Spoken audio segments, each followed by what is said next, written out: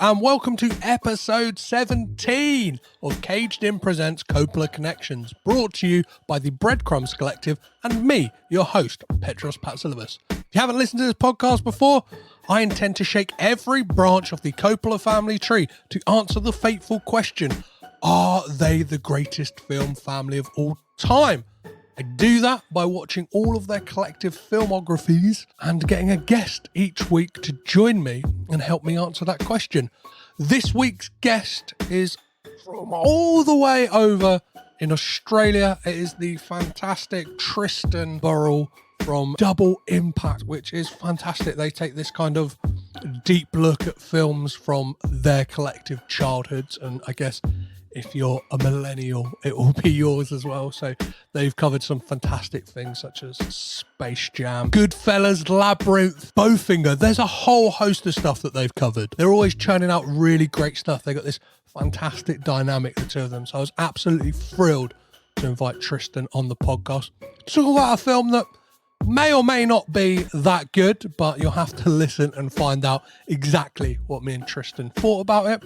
Again, there is no Patreon exclusive content. The time zones worked out. It was getting late for Tristan, so there's no Patreon content for this episode. However, if you would like to support the podcast anyway, you can do so by heading over to patreon.com/cagedinpod. All that money really does help kind of keep the lights on over here at Caged In Towers. So please, as is always the case, we do not leave any tomb unchecked. We do not leave any vampire unstaked, any head cut off in regards to spoilers. So if you haven't seen this film, please be sure to check out a handy document in the show notes that will tell you if and where this film is streaming.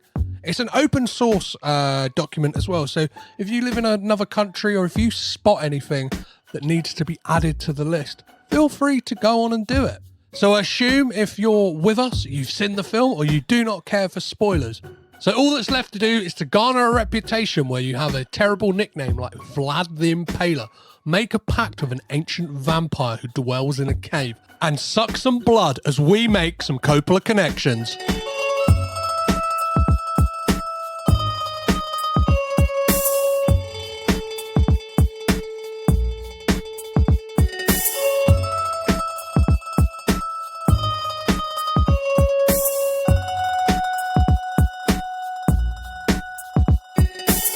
Today's film is Dracula Untold, directed by Gary Shaw, written by Matt Zazamar and Burke Sharpless. Those names don't sound real.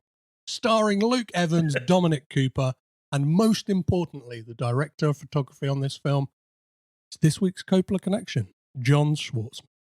To tackle this film, I don't just need mystical vampire superpowers and a little bit of help. So I've enlisted one half of the Double Impact podcast, Tristan Burrell, to help me figure out why Vlad the Impaler is painted out to be such a nice guy. How are you, Tristan? I'm good. How are you? I'm very well. I'm excited. I want to say I'm excited about talking about this film, but I may have made a massive mistake by watching Francis Ford Coppola's Bram Stoker's Dracula before watching this yesterday. It's an interesting point of contrast, isn't it?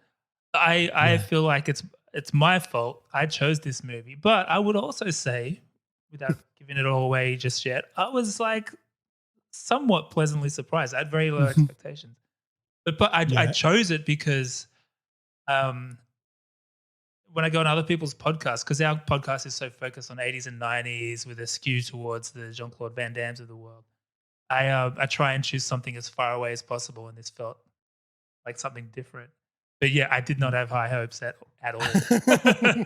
I think one of the earliest things I read was this was supposed to like kick off a kind of MCU style universe, and then realized there's no other films in that universe. So I was like, this is isn't it? It's the on again, off again dark universe thing. Because you had Tom Cruise as the Mummy. I think Frankenstein might have been part of that. I think they were gonna.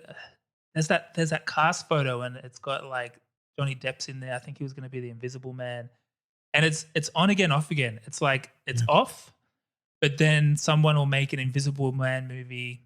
Remember that one that came out, the Blumhouse one came out? Yeah. And it did well. So they're like, well, maybe we should still do it. Let's keep going. And so it keeps, I think this one was supposed to be sort of the Iron Man of the bunch with that ending of let the games begin. Yeah. Bizarre. We'll get to that ending. We'll definitely get to it. Yeah. Before we do, though, I wanted to talk about Dracula and like vampires in general and kind of your relation to it. Are you a fan of the Dracula story? I would say I'm a fan, but a relatively passive fan. So I should caveat this entire episode by saying I'm by no means a Dracula expert. Most of what drove my decision is what I said, is getting as far away from the movies we typically cover as possible. In saying that, I was trying to think what is my most, I guess, consumed Dracula related content, and I realized Count Duckula. Do you remember Count Duckula? Yeah. Castle Dracula, home for many centuries to a dreadful dynasty of vicious vampire ducks, the Counts of Duckula. Legend has it that these foul beings can be destroyed by a stake through the heart or exposure to sunlight. This does not suffice, however, for they may be brought back to life by means of a secret rite that can be performed once a century when the moon is in the 8th house of Aquarius. Blood. I'll get it! The latest reincarnation did not run according to plan. And actually, I watched it every day. This is great speaking to an Englishman because, when we have American guests or even some Australians, they've never heard of it. But that show is the best. I loved it. It's so bizarre. I also just watched the theme song to it just before we started chatting because I wanted to refresh myself. It's batshit crazy. It's so bizarre that exists. In the heart of Transylvania, in the vampire hall of fame, yeah, there's not a vampire any other. He won't bite, beast the man, cause he's a vegetarian again, and things never look before. If you're looking for some fun, you can always count upon the one they call Count Duckula. I remember that, and I've recently been watching Darkwing Duck with my son. Do you remember that? It's like kind of like, oh yeah, it's like a duck PI. Darkwing Duck. Yeah. Yeah. Oh man, what a time to grow up. The other I do really like Coppola's Bram Stoker's Dracula. Including Keanu Reeves to a degree. But I think part of me choosing this film was also the fact that I couldn't do that film. So this would also be an excuse to kind of talk about that a little bit. But I watched that probably just at the right time. I didn't watch it when it came out, but I watched it maybe 10 years ago or so. And it was just such a strange cultural artifact because it was made, mid-90s or something. But it was all practical effects and it gave it this strange, timeless character to it. Yeah. Very what's really interesting about What's really interesting about that film is it's kind of got this like revisionist take on it. Like I've noticed recently, especially on like online, there's loads of people like going like, it's a masterpiece. And I'm like, is it? Like, do you know what I mean? Like, I thought like, especially around that time, like Coppola was considered like a fucking joke. Do you know what I mean? And then like, and obviously for years, Jack, people have like said like Keanu Reeves' accent is egregious, like Winona Ryder's shit, but it's just so great. It's just high camp and like it is like exactly so much fun. Exactly, it's like it is high camp. It's like melodrama, and it's almost a bit soap opera-y, but then it does also hit you in the feels a bit. And yeah, all the practical effects and that kind of thing. I hope I'm not just saying this with a nostalgic lens, but I do genuinely like it triggers something in my brain that makes me, it hits on a different level. It's a special movie, I think. Well, yeah, you look at the cast as well, and like I'll be obviously doing a full episode on it, but like I was watching it yesterday, going like, right, so we've got Gary Oldman, Keanu Reeves, Winona Ryder, and it's like, oh, it's Tom Waits as Renfield. It's like Richard E. Grant. You got like Sir Anthony Hopkins. She's like, people just keep coming, like Sadie Frost. And you're like, fucking hell, this is great. Like this is like so, and it's fun and it paints, and we'll get into this in the way that Dracula is portrayed, but like, that one, they make him like this kind of like, I don't know, he's slightly romantic, conflicted character where he's like, you can kind of understand why he is the way he is. Like, whereas this film, we'll get into the kind of portrayal of Dracula. Well, I actually went back and watched the beginning of, because I watched it like 10 years ago or so, like I mentioned, but I haven't watched it since. And so I rewatched the beginning of it today just because I couldn't remember to what extent they painted him as sympathetic in the opening. And it was a nice refresher because, it's quite different to this film, which we'll get into. But now I just want to watch the whole thing now. I'll probably watch it this weekend. Well, this film is very much like, it could have been called Dracula Begins. It's very much got that 100%. Like, we're going to pull out an origin story basically from that first scene you get of Francis Ford Coppola's film. Like, it's like, how can we stretch out that like death of the wife becoming the monster like tale?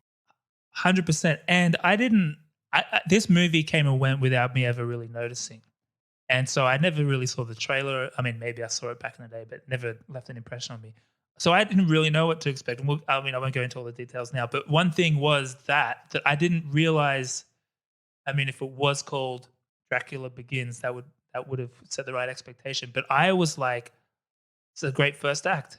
And then the whole film was still just the origin story. And I really wasn't expecting that. But you're right. It's a very, very of the time thing, I think, the mid 2000 teens. It's kind of got this flavor of Game of Thrones meets Batman Begins meets something like Maleficent or Wicked, taking these classic villains and making them sympathetic. With all of those pieces. Which isn't necessarily a bad thing, but it just puts it very firmly in 2014. Well, I found a list online which talks about the kind of best adaptations and worst adaptations of Dracula. Oh, yeah. That are out there. And I think like this is, a top 5 of each. And this is like number 3 on the list. Like, people consider this a real stinker, whereas like Francis Ford Coppola's like is considered one of the best. Count Dracula is probably number 1. I think another one of the best is like the Christopher Lee 1979. Oh wow! I never even. And then obviously the original Bela Lugosi 1931 is like the high watermark of kind of the Dracula story.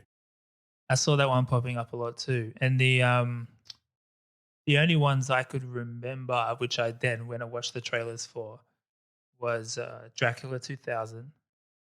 I went and had a look at. It's so 2000. There was a few movies with the 2000 on the end of the name. They're the most 2000 thing that ever 2000. It's like Dracula in modern day, and I'm so glad this movie didn't start there.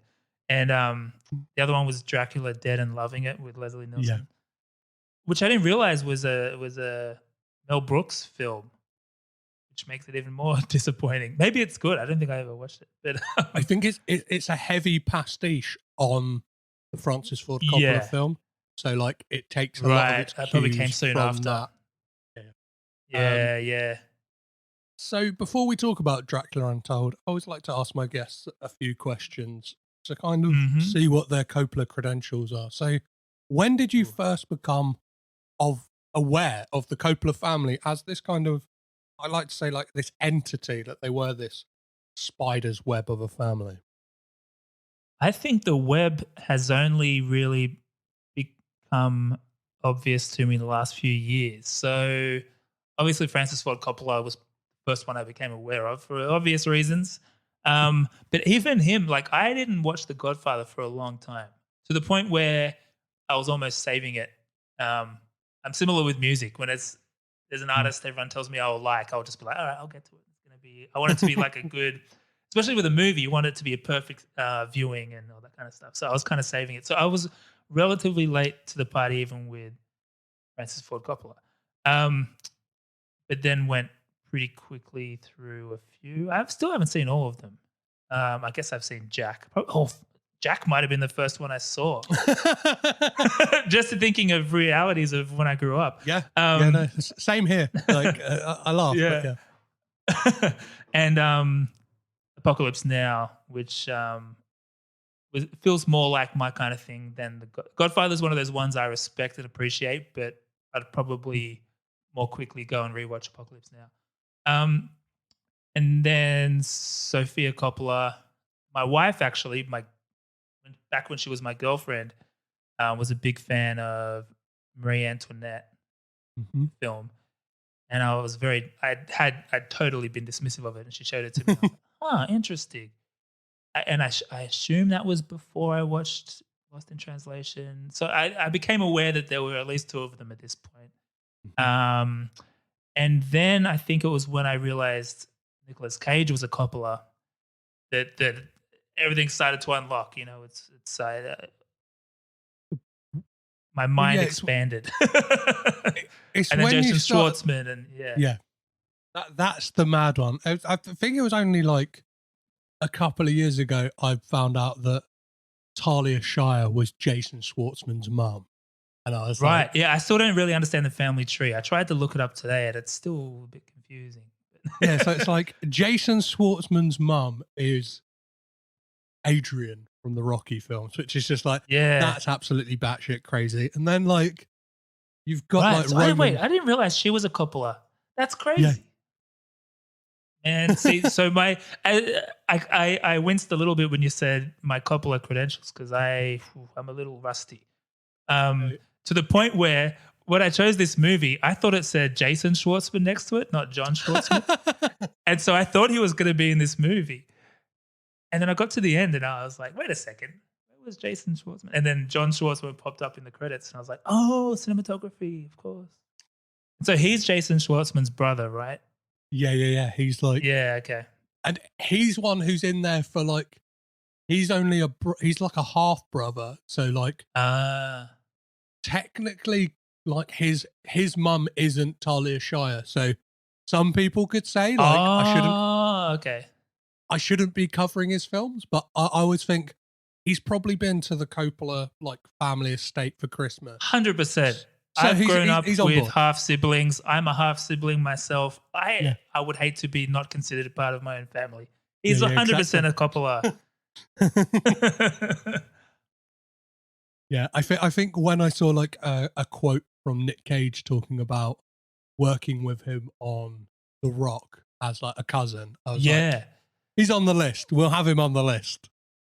And Cage is, I'm sure you've covered this before, but Cage is a Coppola. Like he's just changed his last name, right? That's his like a straight up Coppola. Yeah. Nicholas Kim Coppola. Yeah, his dad is Francis Ford Coppola's brother. And did he just change his name just to create a bit of space for himself? Yeah. Well, it's always that really funny thing because people go like, he's carved out his own niche. He changed his name. And it's like, yeah. Still your family.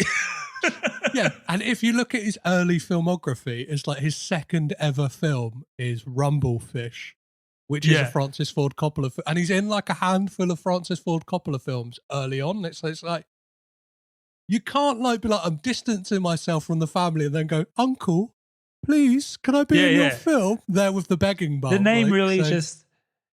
It's like, no. I just wanted to change the perception that there was any kind of nepotism involved.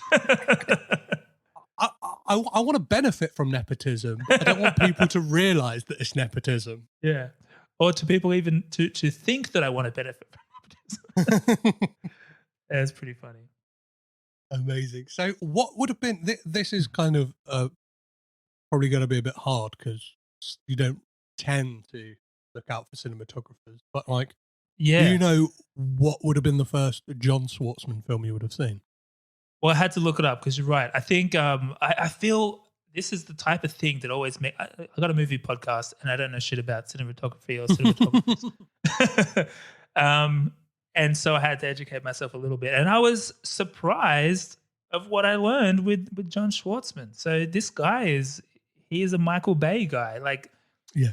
I think almost all of the Michael Bay movies. And he credits himself with coming up with that Bruckheimer, Michael Bay aesthetic. Mhm. So he's quite influential. I had no idea who he was and what he'd worked on.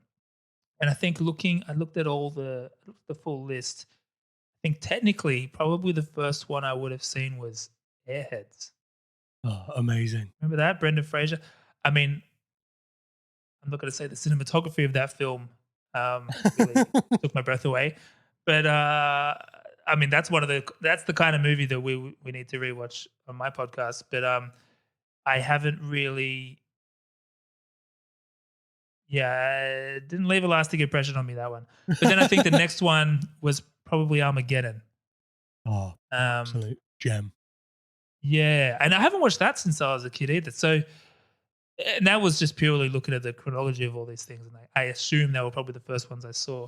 But it kind of blew my mind that he kind of regards himself as the guy that cemented that Michael Bay aesthetic, which is of significance.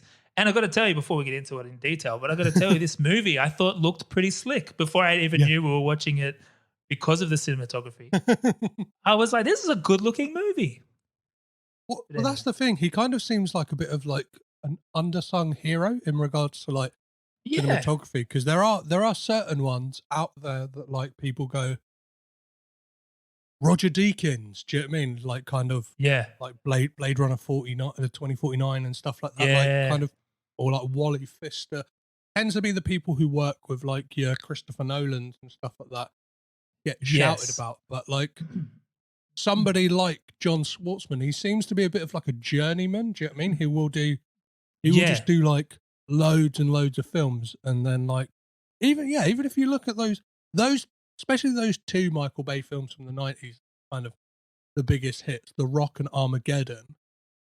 Are two films that are in the Criterion collection, which fucking blows my mind that like, do you know what I mean? This kind of club of like mustache twirling have gone, we're going to have two Michael Bay films, please. Like, and the fact that he is instrumental in kind of getting that aesthetic that, as jingoistic and flag waving as it is, it's kind of like it's still got a big hook to it.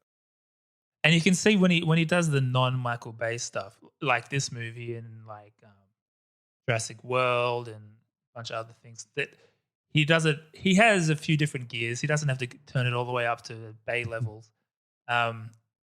It is interesting. I mean, again, I'm no expert in cinematography or cinematographers, but I imagine it's almost like, you know, how there's some songwriters that are quite famous, and then there's some songwriters that you've never heard their names before. Or maybe even more like those character actors where you see them in a bunch of things but you never know their names. It's kind of like that, but even more so because it's behind the scenes. But he's made pretty stuff in front of all of our eyes, and a lot of us never noticed who he was. So let's talk about Dracula Untold. I have been waiting an eternity for a man of your strength. But what kind of man crawls into his own grave in search of hope? A desperate one. The Turks threaten to destroy my kingdom. They're almost here. I want the power to save my people. Save my family. Your salvation is in the dark and all its power. Welcome to your life. You will have the strength of 100 men There's no turning back. and dominion over the night and all its creatures. At what price? You have no idea, but I'm going to show you. Drink.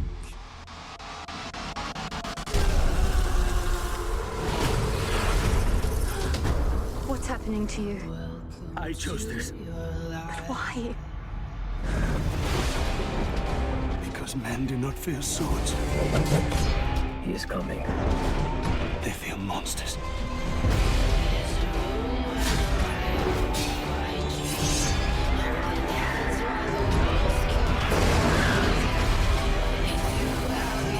This is not who we are. Do you think you are alive because you can fight? You are alive because of what I did to save you!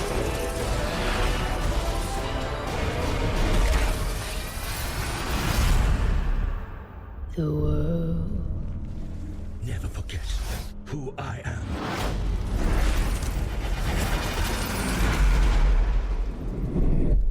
So when Yes. when did you first see this? Is this a first time watch for you? I watched it for the first time yesterday. I was very skeptical. I remember because I think I Frankenstein came out the same year. And I remember seeing these posters. I was living in New York at the time. And I remember seeing the posters on the subway and thinking, that looks like fucking trash. especially I Frankenstein. I think for that one, I had seen the trailer and I think it was a little bit more like it's Frankenstein, but he's ripped and it's the modern day. And he's a bit of a superhero. And I was like, oh, God. And I kind of just put this one in the same bucket. So I was kind of expecting like, oh, it's Dracula, but he's ripped and he's in the present day and he's doing things. But it wasn't that, which was a pleasant surprise. But yeah, I knew nothing of this. And I guess also maybe one softer push into why I chose this one was I've recently realized I like Luke Evans. Mm-hmm.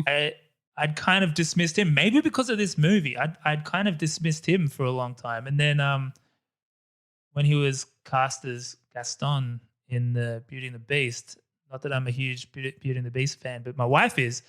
And just the fact that he can sing, just like a switch went in my brain where I'm like, oh, he's interesting. I just didn't expect that. And then I think I saw him on James Corden doing some singing and things, and I was like, you're an interesting guy, Luke Evans. I'm listening.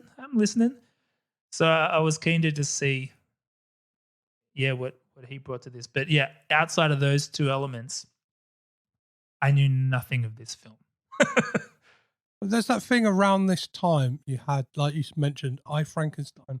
I think one that really jumps out to me is that Abraham Lincoln Vampire Hunter that came out. I'm not sure if you remember. And like, they all kind of had this same aesthetic where it's like really dark and dreary, and it's like moody and broody and sexy. And it's kind of got like a superhero edge to it, and it's a bit like.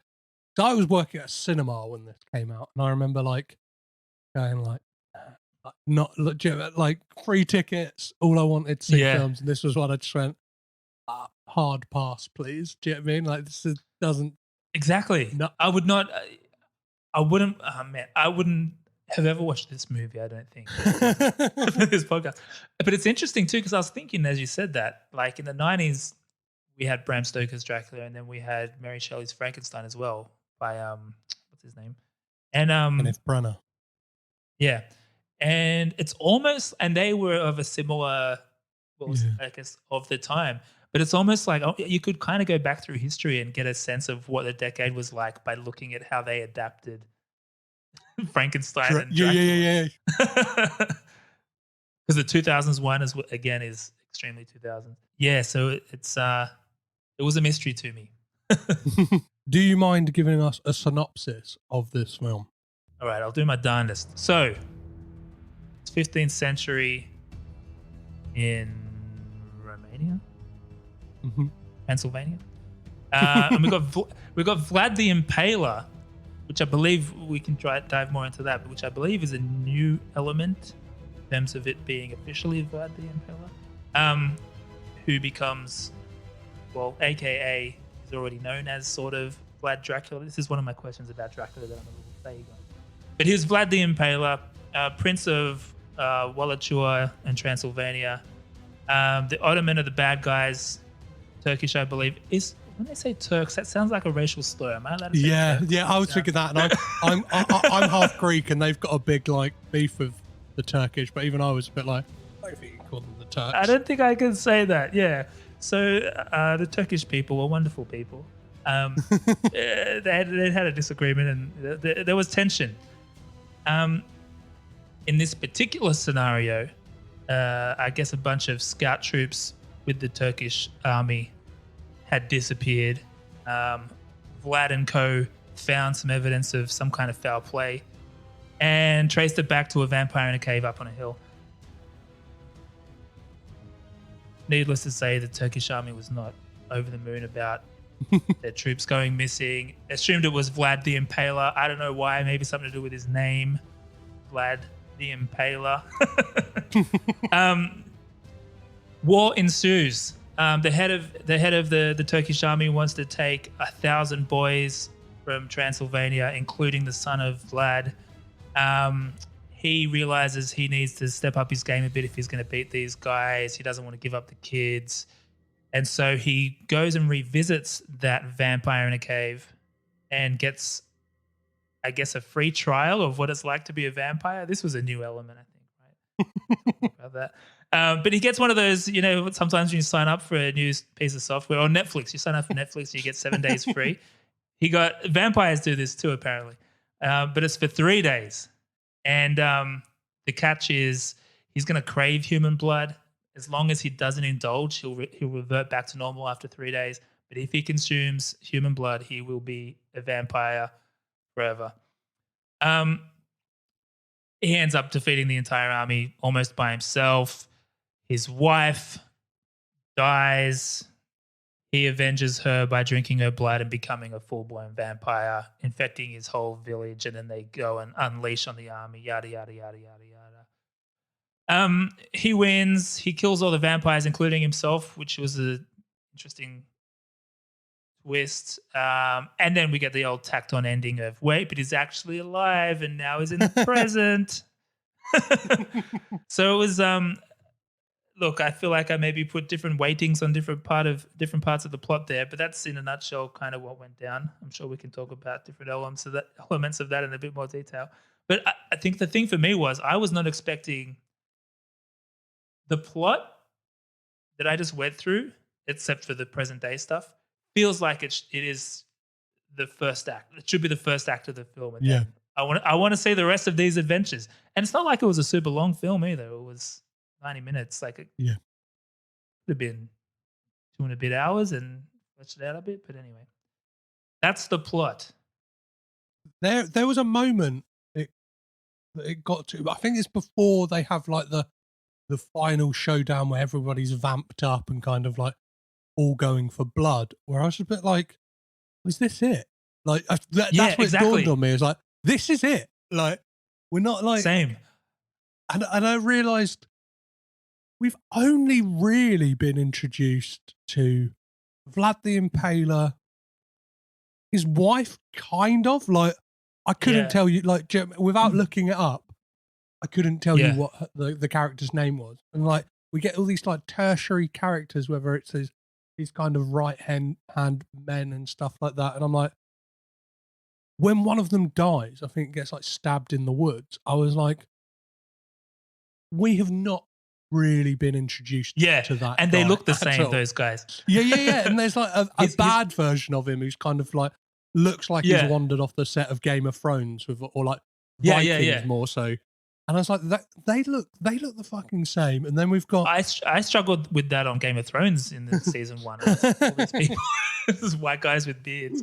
But yeah, I had a similar thing because, and again, going in with zero expectation, I think if I had watched the trailer, I did watch the trailer just before we started chatting as a bit of a refresher, and I'm so glad I didn't watch it before because I had no expectations, and I was quite engrossed in the beginning, and I was like, this is a pretty good opening to a Dracula film. I'm like, I get what this is laying down, and then I hit pause, go to the bathroom or something, and then I realized, oh, I'm over halfway through. This is going to be the whole movie. Like I thought we were just establishing. Wow. And there are a few elements that I was kind of confused about too, with the Batcave thing.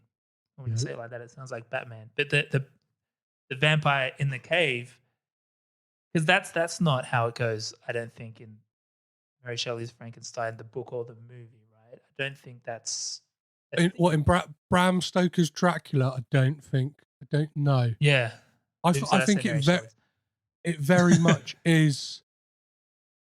Yeah, I think the Francis Ford Coppola one does get it. Like, it is just this thing of like, he makes a pact with the devil almost. Just kind of like, and so renounces God. He's like the original vampire. That's the idea of it, right? Yeah.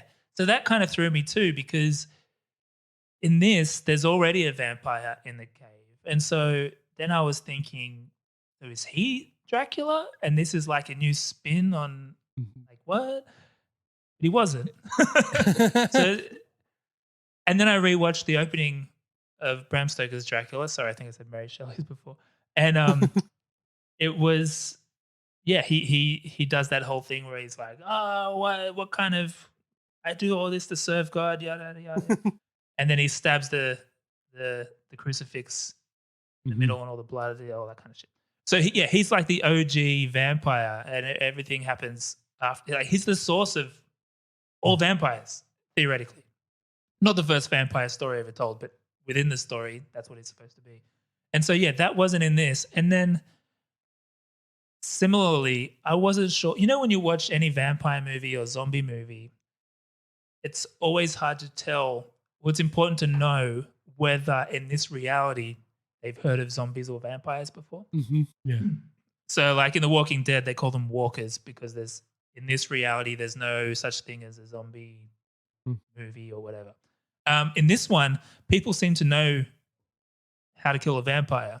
So, I mean, I guess it jives with what I just said, that I guess vampires did already exist, and he's just happens to be a pretty good one. Like, I feel like that's a weird decision to make. It seems, yeah. Well, we get that character, don't we? Like the monk played by Paul Kay, who is what is very interesting about this film is like who chooses to do accents. So he kind of like puts in this kind of like, yes, you've come to me. Like you've and he kind of like gives us the exposition dump where he's like, he pulls out all these weighty scrolls and like perfect drawings of the vampire and stuff like that. And it makes it out like it's a guarded secret that only like the kind of like the people in the that's right, know about. Like these kind of these monks in this monastery are aware of the legend of the vampire. But as you said, like as the film goes on, all of a sudden it's like everybody knows like silver steaks. Like we know exactly. Like, I'm surprised people weren't like throwing garlic at him. At one point and stuff like that. Just because, it doesn't really set out how everybody knows the lore of. I even had to check. I was like, I thought silver was werewolf. Like I was like, I had to like look back. Like it's kind of like Googling. Like, what are the rules of vampires? Is this following them? Exactly? Because I was doubting myself again, not being an expert, but I was like, I'm pretty sure that's not. Is that a? It was a few things. I mean, none of this is necessarily bad because I don't mind watching something that I'm like trying to like process. That's kind of good, but I think the specific thing about not having, because I feel like they still could have had him kill his wife earlier and have him, have a similar thing to Gary Oldman in Bram Stoker's Dracula and make a deal with the devil kind of deal. It's bizarre. Well, I've got a clip of Luke Evans talking about playing Vlad the Impaler. Let's have a listen to what he Okay. has to say about it. I think what we're trying to do in this film is to present him in all the different lights that he was seen in. You know, he was a warrior, he was a prince, he was a leader, he was a fighter, he was a family man. He had a family. He loved his wife. He also was a very fair ruler. And he was a man who stopped the Ottoman invasion of Europe. He stopped it dead in its tracks, which is a historical fact, you know, in this tiny little country, you know, he actually was the man and the army that stopped it. So what do you make of the portrayal of Vlad the Impaler? Because I know, like, historically, like, from what I know, he was a bad dude, right? Exactly. He left out the part where he impales people, because I'm not an expert on Vlad the Impaler. What am I an expert on, you may ask? Not not vampires of Vlad the Impaler. But I didn't know he was a real guy. Then when I looked it up today, I was like, oh. And then I was like, wait, is Dracula always Vlad the Impaler? And he's not necessarily. So in Bram Stoker's Dracula, he was never explicitly him, but I guess was inspired by. Yeah. But so I looked up Vlad the yeah. I was looking it up today, the real guy, and that was kind of interesting. But I mean, I guess in those days, is anyone truly good? I guess it's just what you did at the time. I mean, he seemed to take pleasure in the impaling, which is not a point in the good guy basket necessarily. But he's. I mean, you don't get a name like that for being a great bloke. Well, they spend a lot of the time of this film telling us he's a really good guy. But then there are just like, there are massive red flags. Like when he has that conversation with Charles Dance in the cave, and he's like, it tries to explain away the way he does things. Where it's like, the guy's a cold-blooded killer. When he's like, how does it feel to like murder all these? And he says, like, how many people have you killed? And he's like, hundreds. He's like, don't ever lie to me again. And then like he's like, thousands. And he's like, how did you feel about it? And then he's like, I felt nothing. He's like, right, that answer right there proves he is a fucking psychopath. Yet the film portrays it like, but he loves his wife and son. It's like, what? See, play it more like that then. Well, this is the thing too, because at the time when he said that, I was okay with it because I thought he was still going to become more of a bad guy. So I was kind of expecting this film to be an arc of, starts as a good, like a Breaking Bad compressed into a movie. Like he starts as the good guy and ends up becoming the bad guy. And so with that, I'm like, oh, okay. So they're kind of showing that there are some like seeds of evil in there, and it's just gonna, get to the next level once it becomes a vampire. But you're right, they're trying to kind of have their cake and eat it too a bit. I think it would make more sense if it was more like just showing us that he has a code. Mm-hmm. But the fact that he says he felt nothing, someone that has a code would still feel something in killing those people, but it's like, but I had to do it. Like I hated doing it, but I had to do it, kind of thing. He didn't say that. He felt nothing. So it was bizarre. You would have like got this idea that he would have been conflicted somewhat, because we get that we get this backstory of like him being like this child soldier and is known as what, like son of the dragon, and has got this kind of like cool armor and stuff like that. And it's like from the get-go, it's like, this guy's a ruthless killer. Like, do you know what I mean? He's like, he's called like, and people relish in the fact of calling him Vlad the Impaler. And it's like, that isn't like, I don't know, like, if a friend of mine went, oh, I'll go down the pub, like, who we meeting? Oh, Vlad the Impaler. I wouldn't be like, can't wait, like, what's he like? He's really good at pool. I'd be like, well, did you say just don't lose. Vlad the Pale Ale? Yeah. yeah. Vlad the Pale Ale. Yeah, I love him. It's like, just don't let him lose at pool, because he will fucking like shove the pool cue in you and like impale you. Like, it's fucking, It's crazy. And like, I just Yeah. I just didn't get this whole like superhero origin story of Dracula. It's like there isn't. Yeah.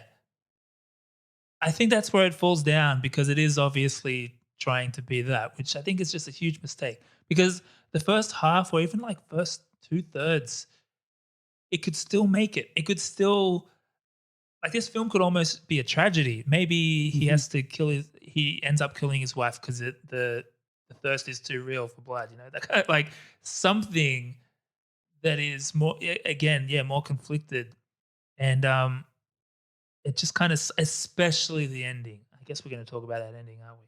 But especially the ending, which I believe was a reshoot. So in their defense, probably wasn't the director's or writer's choice to have that in there. But for anyone who hasn't seen it, the film ends, and then they throw in another ending where it's in present day and Dracula's walking around a New York type looking city, and Charles Dance is also there, otherwise known as the vampire in the cave, who for whatever reason doesn't look so monstrous anymore, looking quite sharp. And it's like a post-credit scene before, but it's pre-credits essentially. One little nugget I realized though was so he runs into a woman that looks like his wife, and her name was the same name as Winona Ryder's character in Bram Stoker's Dracula. So I guess that was like an interesting callback, because in that movie she plays his wife that died as well, right? So it's I guess that going a similar angle there. But yeah, at that point it feels like it's just present day superhero. There's thousands of years in between that I'm sure would have been pretty interesting. Yeah, that's what I don't get. Is like it's almost like what the game is afoot or something. Like, I know that's probably from Sherlock Holmes, but he kind of says that, and it's like he says in that cave, he's like, once you, like, if you become a vampire, you will unleash me from this cave, and we will have this like battle, and you will become my servant. It's like, that's right, I missed that. He's like, why has he left him for all that time?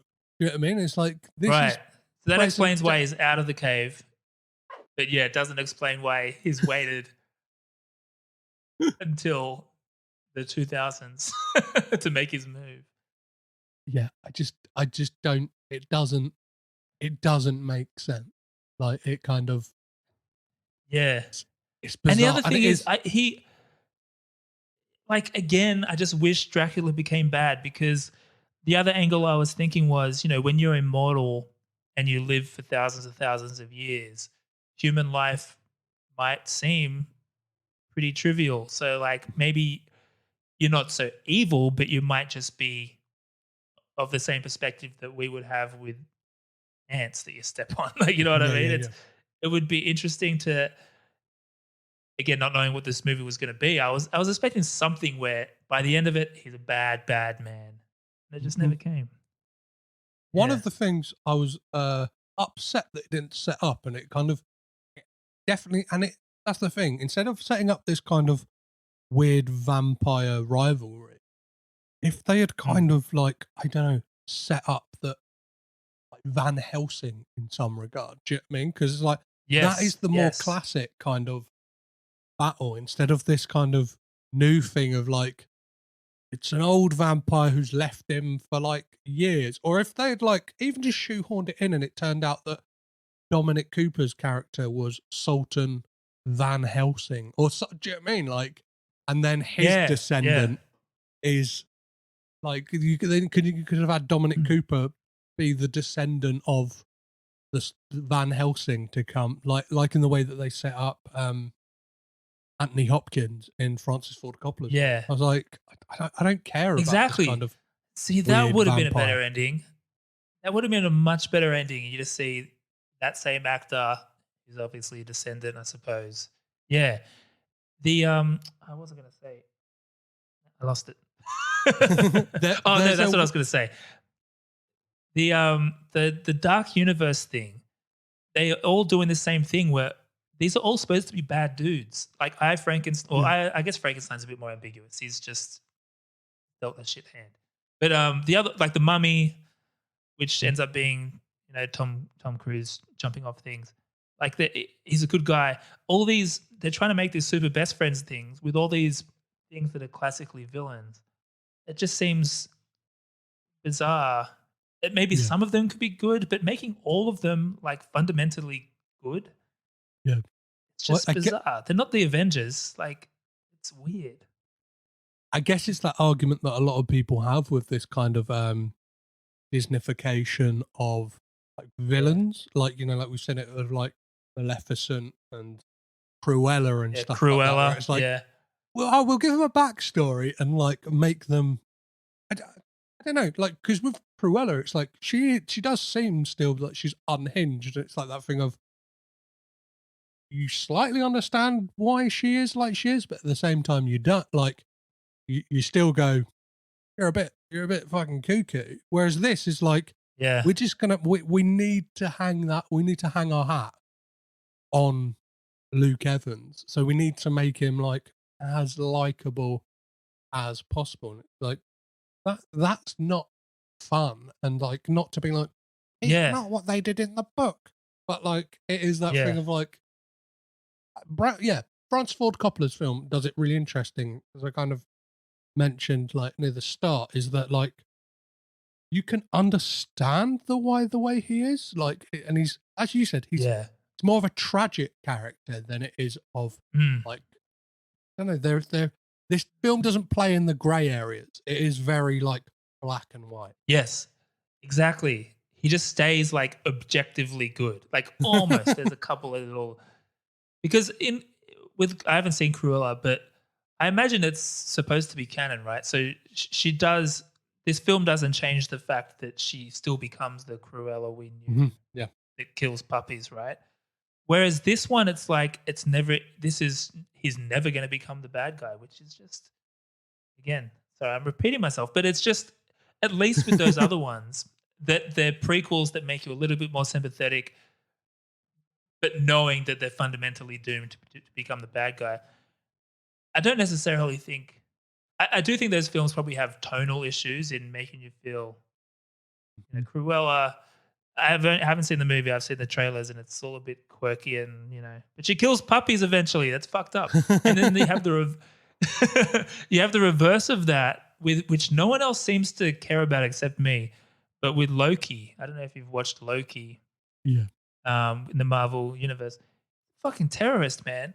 Like, Osama bin Laden killed a few thousand people in New York in 20 years ago. Loki killed like thousands upon thousands of New Yorkers. Thousands. And now he gets his own TV show where we're like, oh, let's follow him on his zany adventures. That's bizarre to me. How do you... So they've done the opposite, where they've started pure evil, but without even much character growth other than a few hugs with his brother. Like, he's just a good guy now? Like, how do you go from that to that? He killed people. So many people. And the fact that the timeline of that show is supposed to be him at his most evil, because it's obviously like because from 2011, like when the first Avengers. It's right after the attack. Yeah. He's just killed. You're right. That's a good point. I didn't even think of that. He's just killed all these. It's just happened. All the other stuff, like Thor 3 and all those things, hasn't happened yet. He's still pure evil.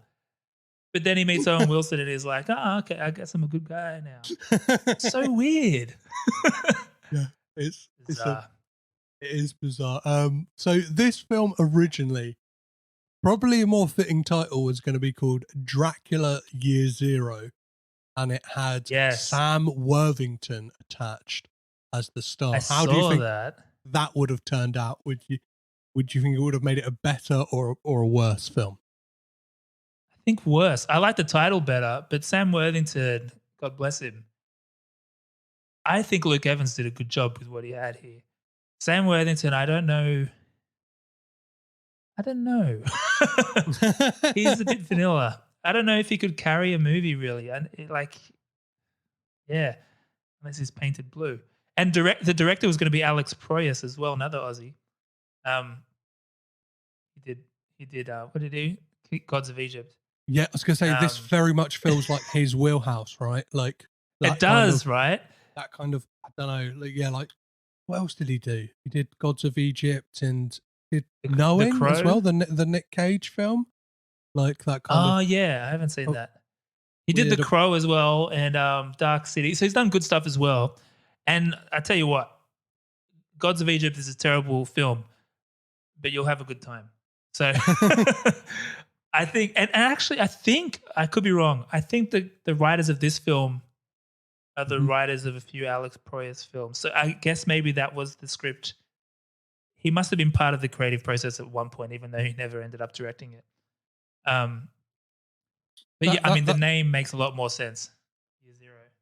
The writers of this, it's a really interesting thing to bring up because it kind of, they have very much created a niche for themselves in they wrote Dracula Untold, The Last Witch Hunter, which almost feels like it could have been put into this dark universe, or even because it's basically Vin Diesel as Van Helsing, which sounds better on paper than it does in reality. I don't know if it sounds good on anything.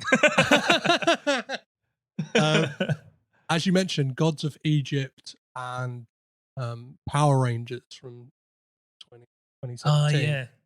And they've also, they wrote Morbius, the Jared Leto starring Marvel property, I think it is, all about a kind of. I'm a little vague on that one. It's part of the Spider-Man world, so it's a Sony thing. Yeah, so it means it's not going to be as good. And it's going to be it's another vampire thing. So they kind of very much. Oh yeah, good point. Have got a hard on for this kind of fantasy world of vampires, and witch hunters and stuff like that.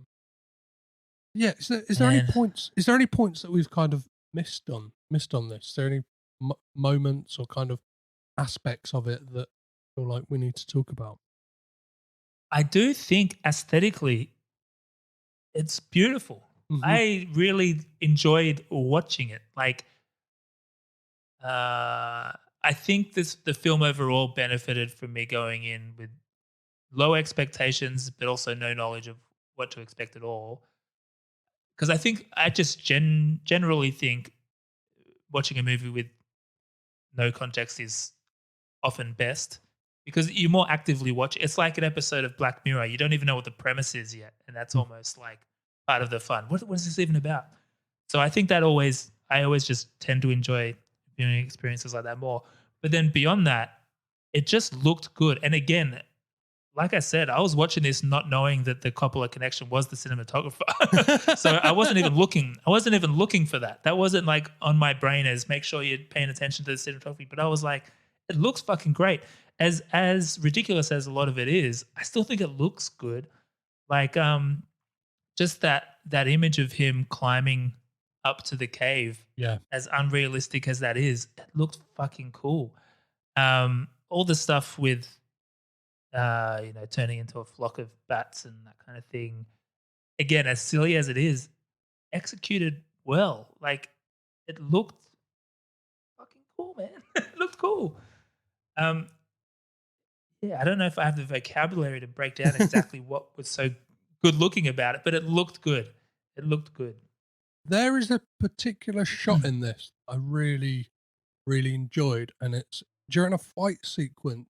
We see a fight play out in the reflection of a sword that's kind of either been impaled. Oh yeah, and I thought that was a really interesting way to show us the destruction. Just show us a fight going on. And I know a lot of people, and I'm not sure if you've seen it yet, but the Suicide Squad, that has a moment in it. Oh yeah. you see a fight take place like in the reflection of Peacemaker's helmet, like the John Cena character. Ah, okay. And people are going like, "Oh, has that ever been done before?" And it's like, "Well, yeah, it kind of has. Sure Like, has. We got it in No one saw it. Dracula fucking Untold in 2014, guys." Man, that's a good point, because on that scene exactly, I'm watching that and I'm comparing it in my brain to Bram Stoker's Dracula, Francis Ford Coppola one, and how that was all practical effects, all in-camera stuff. And that is obviously the exact opposite of all that. And that's the one thing I think you got to give credit where credit is due, that at least it wasn't in any way trying to do anything similar to that. Like it wasn't, it had a point of view at least, and it had an aesthetic it was shooting for that it hadn't been done with this particular story before. It wasn't the 2000s, hey, it's Dracula, but now he's, he's in wraparound shades. And yeah, exactly. Like none of that shit. So for all its faults, there's something about this movie that I do kind of respect. Mm-hmm. I had a good time. Like I wasn't bored. So yeah, it was just a lot. I don't want to say it's a good movie, but it was better than I was expecting. Perfect. And sometimes we watch a lot of bad movies on our podcast, and sometimes it just hits you on the right day and you enjoy it. So it's probably also just one of those things where it was just what I needed that day. Or sometimes you need like a 2-3 star movie to kind of just like switch your brain off, kind of go like, it is what it is. It's definitely a bit of fun. Like it could have been so much worse, I reckon. Obviously, I feel like we've I don't know, like totally. We've pointed out the flaws, but there are like, well, let's point out another one. I just want to play a clip of Dominic Cooper talking just to hear his accent. Vlad The Impaler. My oldest of friends. I miss our days together. All I miss from my time with you is the coffee. It's true, my father's palace was a cruel place for a young boy far from home. But soon you talked like us, prayed like us, fought like us. Speaking of which, I am owed 1,000 boys.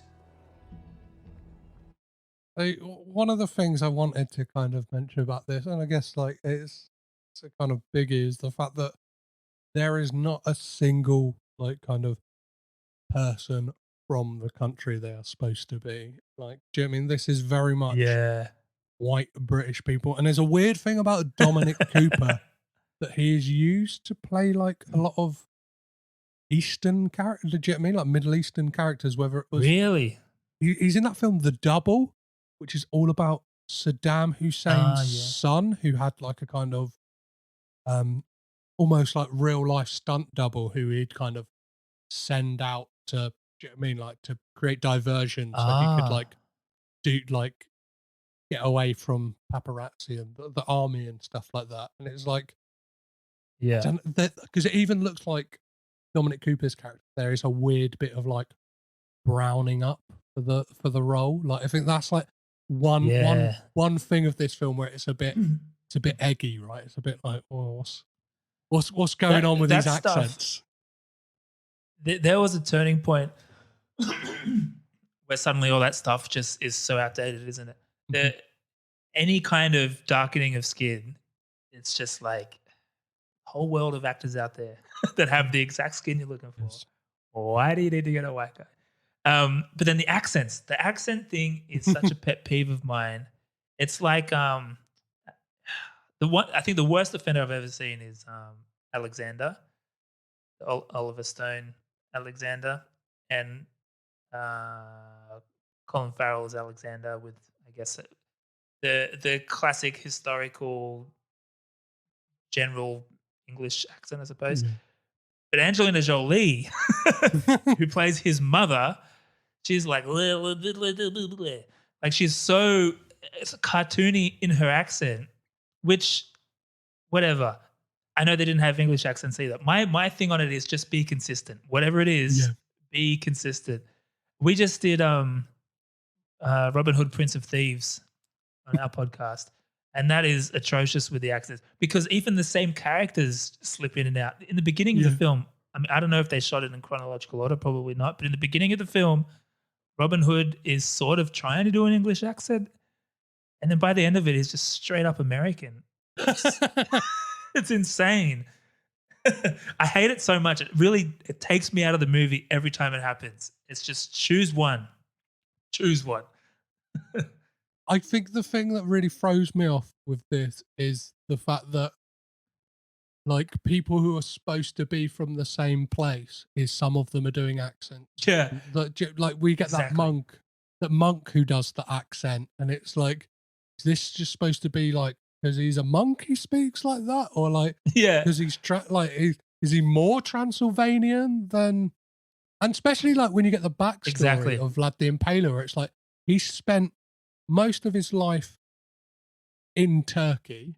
So like, if anything, like he probably would have more of a, instead of we just get this kind of like angry Welshman, like a bit sexy and emo, like kind of like I need to do what I need to do.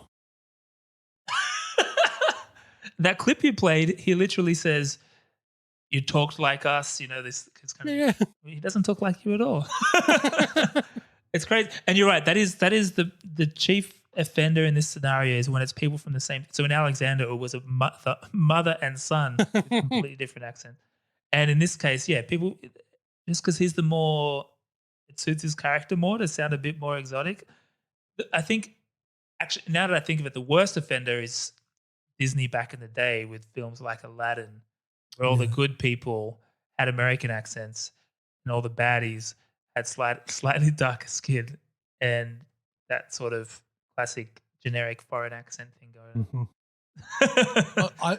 I think a film that really does it well is The Death of Stalin, in the fact that like they just let everyone do their own accents, because it's like we're already making a pastiche about kind of like, do you know what I mean, like Russia, like, so it's like it's like, why not just let Steve Buscemi sounds like Steve Buscemi, is like Jason Isaacs sounds like everyone sounds, and it's like we're buying into the farce of it anyway, like if anything, if all those actors were doing I speak like this, it would take you more out of it as opposed to going, oh, the dialogue, the story and the dialogue is good. I will let this pass. Like, do you know what I mean? It's like, oh, I know that's what that person actually sounds like. And it's like, it's that thing. If you're going to do a film where people are from another country, don't put on the sloppy accents. Like, go full hog. Yeah. Do it in that language. Because in this film, we get people speaking in Turkish, and it's only like, it's only for certain scenes and stuff like this. Yeah, it's bizarre. It's a whole nother topic, right? That's something you start to notice now, again, because we're always doing 80s and 90s movies. And in more modern movies, they do, I mean, it depends what it is. If the whole movie's set in another country, then they usually don't. But usually nowadays, if it's a scene with a bunch of characters that are from another country, they will speak in their native tongue. Whereas in the 90s and in the 80s, they would still be speaking English, even though there's no English person there. I think the big offender recently is Black Widow, where like you've got actually, yes, I think that's where it came up. Florence Pugh, Rachel Weisz, and David Harbour all like going, yes, so let's do what we need to do. And it's like, well, they're all Russian. They would clearly be speaking Russian. Yeah. That might have been what triggered this. I think I might have read something on that recently. Because that is 100% it. At least have some, just have more of it at least. It's funny. Amazing. Well, let's get on to rating this film. And the unique way we do this on this podcast is by asking what would be the perfect wine pairing for this film. So I think obvious reasons, it's got to be a red, dark, rich. Shiraz, perhaps. And I was thinking, maybe it's not a fancy wine. Yeah. It might be the one that's it's not the cheapest wine either. It's not a It's goon, not like right? It's cheap not a goon wine per sack. se. Yeah, it's not a goon sack, but it might be the one that's on special. So you grab it. You wouldn't normally grab it, but it's on special, so you grab it. Perfect. The other angle I was actually thinking was, I do think this is a good flight movie. I think on flights, criteria for a good flight movie is, will I be bored? No, I don't think you'll be bored watching this. Does it matter if I fall asleep in the middle? Probably not.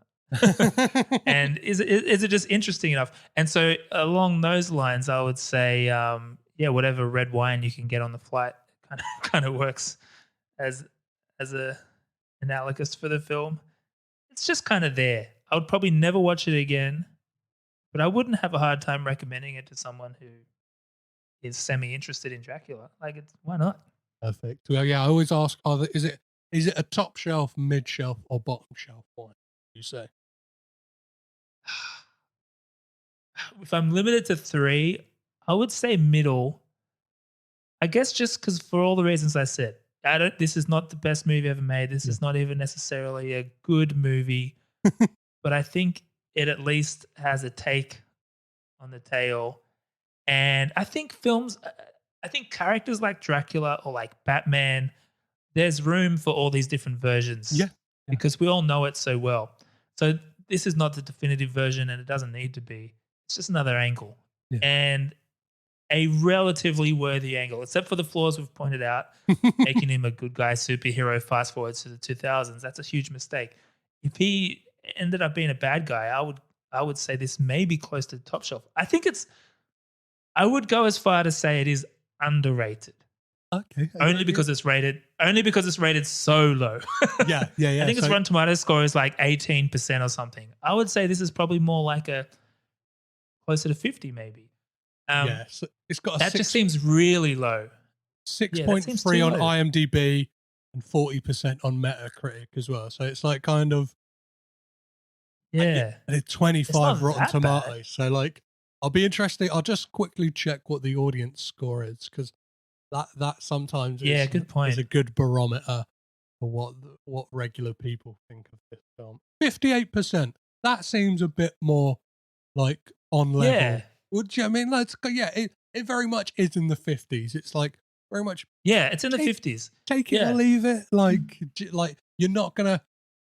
If you're on your deathbed and somebody said, like, is there any films that you're like devastated you never saw? You're not going to be like, Dracula Untold from 2014. Like, I wish I had more time. Yeah. I feel like neither of us are ever going to speak about this film again, I'm sure. No. It's never going to come up in conversation. But it's fine. It's fine. And there's some elements to it that are really good, and there's some elements to it that are pretty shitty. Yeah. But I think it's fine.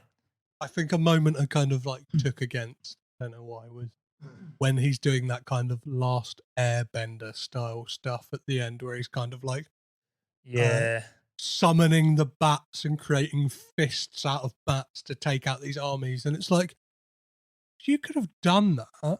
Yeah. Why didn't you do that earlier? Do you know what I mean? It's like, and it can control the weather.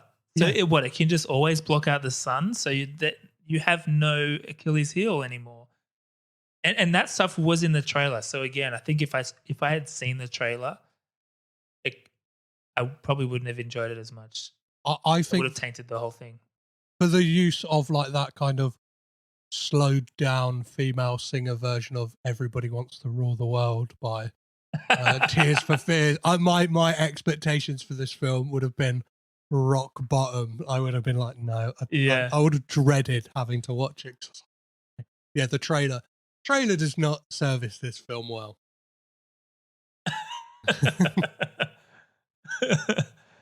So before we get into the unanswerable, the impossible to answer questions, I would like to see if there's any Coppola connections between this film. So anyone who's in front of or behind the camera who has worked with a Coppola elsewhere in their career. Did you manage to find any, Tristan? I did not. But as So- we've established, I'm a little rusty on the old on the Well- Coppola family tree. It's fine because this one was like very, very like I had to dig deep to find Okay. where the connections were. So there's an actor called Ronan Viber who is also in Saving Mr. Banks, which John Schwartzman is the DOP, and Yeah. Jason Schwartzman plays one of the one of the musicians who wrote the music to Mary Poppins. Michael DeLuca, one of the producers on this film, also produced 50 Shades Darker, 50 Shades Free, Ghost Rider Spirit of Vengeance, Drive Angry, Simone, and Little Nicky, which respectively John Schwartzman was the DOP on the first two. Obviously, Nicolas Cage stars in the Ghost Rider films and Drive Angry, and Simone, I think Jason Schwartzman's in it, and Little Nicky stars. Has Patricia Arquette in it. So yeah, that's another connection we have for this film. That's interesting because this one, you said you had to dig deep for that.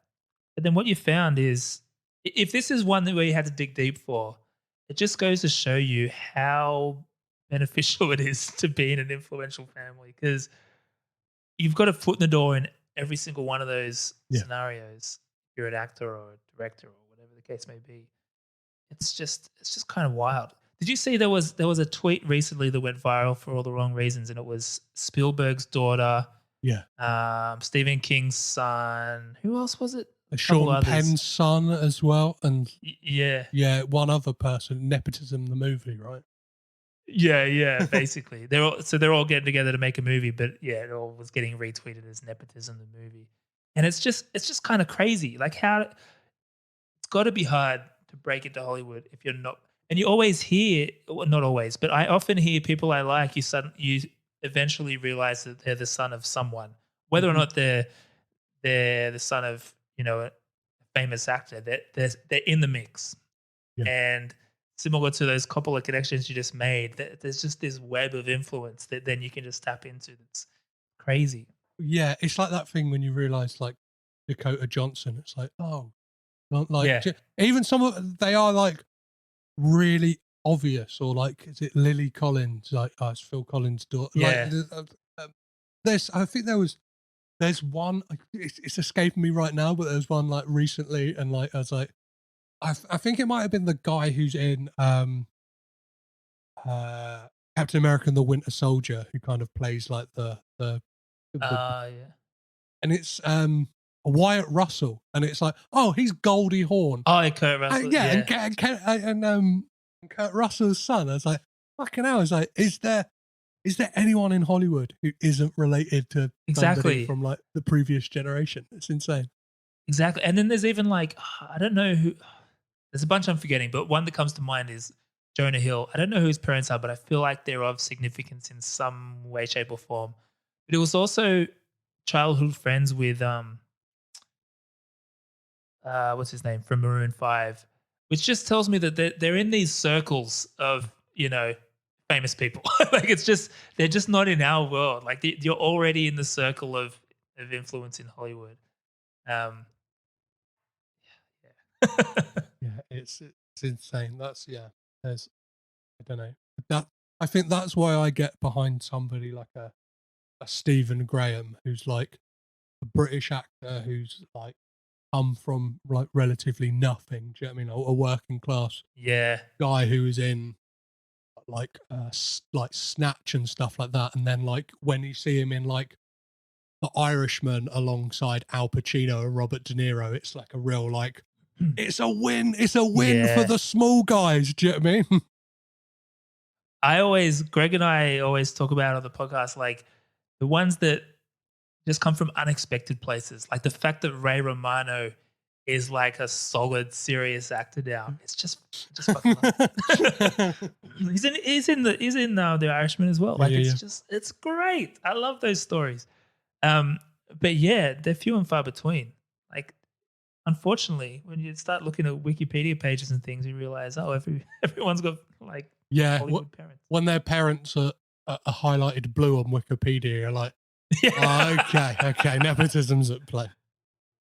Exactly. Amazing. Well, speaking of nepotism, let's get on to the impossible questions. So the first one is, Yes. which Coppola family member would you keep? But in doing so, you get rid of the filmographies, the entire rest of them.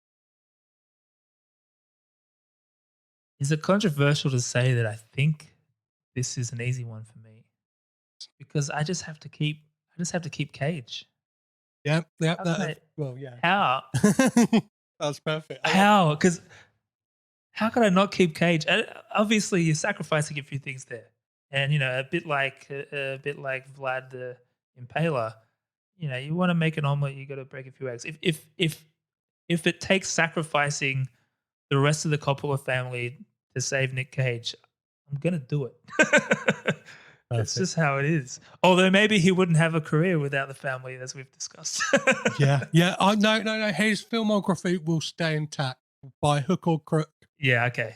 It will be Yes. that somebody else directed those films that Francis Ford Coppola directed. I don't know, Peter Bogdanovich or someone like that would have directed them instead. So yeah, that's the way around it. And yeah, I love the fact that you've gone for a totally selfish answer. Those people who come on and sometimes say like, oh, for the the wider scope of cinema as a whole. And it's like, no, I love it when people come on and go, this is what I want. I want Nick Cage. So fantastic answer. And I've got to work within my field of expertise too. I could. I like Francis Ford Coppola, but I'm more of a Kubrick man. Mm-hmm. Like if Kubrick was a Coppola, I'd probably save him. But I just love Cage so much. I know I'm speaking to the choir here. But he's just fucking great. I was saying to someone the other day, most people obviously know he's great. He makes a lot of shit movies, but he makes a lot of great stuff too. But he does have this tarnished reputation because of all the shitty movies. But Bruce Willis, Robert De Niro, they make so many shitty movies. And for whatever reason, none of it sticks. I don't get why Cage has so much, I don't know. There's always a bit of a smirk when you say you're a Cage fan. Yeah, well, I always say that Bruce Willis deserves the shit that Nicolas Cage gets, because the stories you hear of Bruce Willis as well is he's not like... He's kind of a jerk. Yeah, he's not the coolest guy as well, whereas like all the stories you hear from 100%. Nick Cage is he turns up on set, he knows the script backwards and forwards, he has all these ideas for the character, he understands like the budget is low, so I'm just going to come, I'm going to act, bish bash bosh, like let's get it done. And I'm like, fingers crossed, like this year, like, and then the next coming year, obviously the kind of reaction we've already been seeing for Pig in the US, and obviously in the coming months it will be released worldwide, like that we're gonna get a new age of Cage. Like I think he's like gonna he's gonna ruffle some feathers, and it's gonna be interesting to see.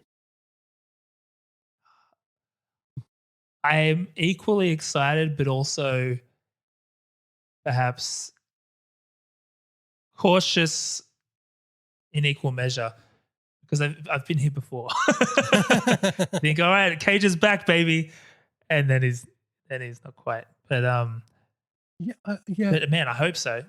Yeah, I think he's quietly been doing some really interesting stuff and kind of like carving out a niche for himself in that.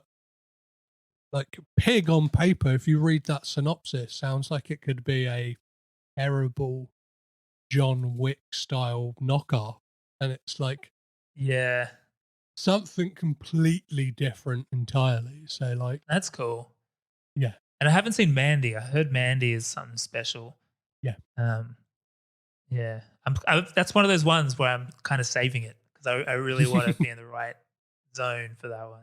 Yeah, I think you've got to be. It's a lot more of a heavier film than again. I think there's that thing. Yeah, Cage is just pigeonholed to being the guy who like goes batshit crazy on screen, whereas like sometimes like the films I love it the most is when he does that and it's warranted. Do you know what I mean? Where it's like, oh, Yes. that's what the character would do in that scenario. Do you know what I mean? Like, Yes. yeah, Mandy's a 100%. prime example for that. There's like a moment in that, I won't spoil it for you, but like when he reacts in a kind of like mad way, it's like, oh, yeah, if I was in that situation, like I'd probably be worse than that. Do you know what I mean? Like you kind of, Yeah. you well, let's wrap this up with the final two questions. Based on this film alone, are the Coppolas the greatest film family of all time? So literally based on this film alone. Yeah. Yeah, okay.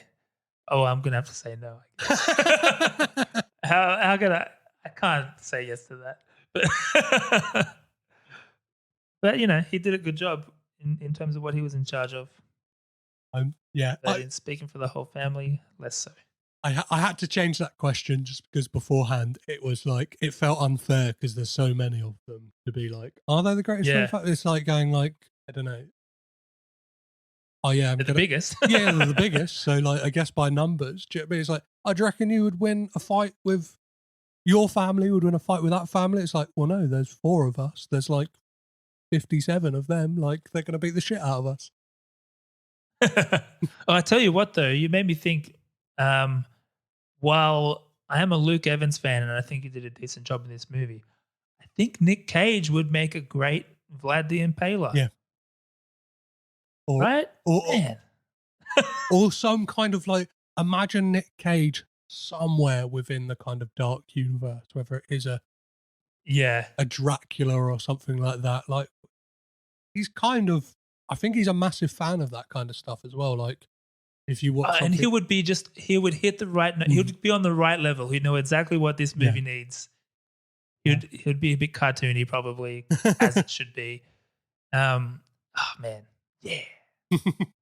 So let's, this is probably the most important question of the podcast, which is, what does Bill Murray say to Scarlett Johansson at the end of Lost in Translation? You know, this is one of those ones. I don't want this to be a cop-out answer, but I like not knowing. Like I don't really have an answer. I just love when movies don't explain shit. I love an ambiguous ending. Not so ambiguous that it's like not confusing for the sake of being confusing or anything like that, but just not spelling everything out. That leaves you a bit like, something to ponder. Yeah. And so, you know, like, is Deckard a replicant or not? I know now it's canon that he is, I suppose. But I like not knowing. Yeah. And in a similar way, I kind of just like not knowing what they said. And even having said that, I was like, okay, come up with something though. I just couldn't really come up with anything. What's the best answer you've had to that? Well, a lot of them are kind of like joke answers. Like a lot of people are like, I think a good recent one was like, I should have picked This Must Be the Place, Naive Melody as my karaoke song. Like that was that's good. Damn. Okay, I should have come up with something more clever. Yeah, I guess what I thought of recently, like a joke one, was like, I've got a number for a lawyer just in case you ever need one, which is I guess topical. Yeah.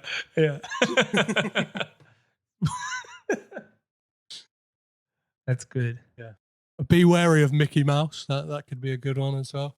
Yeah. Well, anyway, Tristan, it's been an absolute pleasure having you on the podcast. Where can people find you? Great. Everything you're doing with the fantastic Double Impact podcast. So Double Impact Podcast, you can find us on all of the podcasting things. Also on Instagram and Facebook, all under the same name. We're all about, we revisit movies from the 80s and 90s, basically movies we grew up with, and decide how they hold up through the harsh realities of a 2021 lens. 2020 sounds better, but 2021.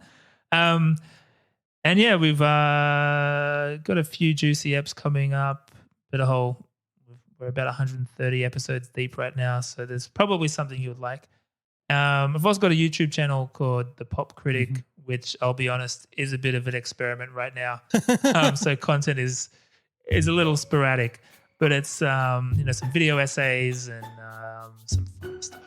Really, a mix of the two. Perfect, man. Well, thank you so much for coming and making some Coppola connections with me. No worries. This was a delight, an absolute delight.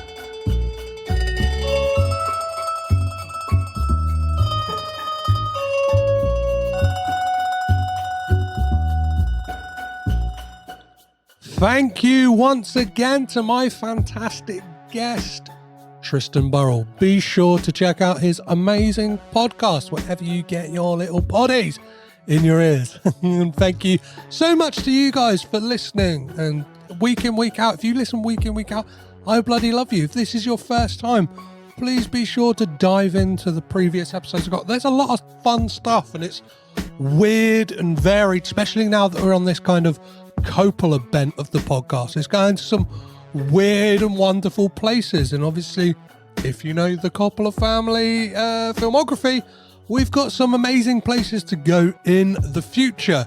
If you've got any suggestions of stuff that you've got a burning desire to see covered relatively soon, don't hesitate to get in touch, which is cagedinpod@gmail.com for the email, or you can catch me on all the socials. So that is Twitter, Instagram, Facebook, and even Letterboxd @CagedInPod. As for next week on the podcast, we will be venturing back over to looking at a Nick Cage film. That is right, guys.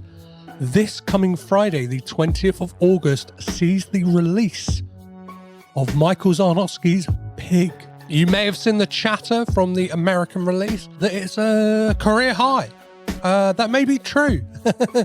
And I will be joined by Andrew Pope to talk about this film. So do be sure to check out that one next Tuesday. Also be sure to check out Caged in Pigcast, where I've talked to people in front of and behind the camera, including producer Vanessa Block, actor David Nell, chef Christopher Zarnowski, and editor Brett W. Buckman.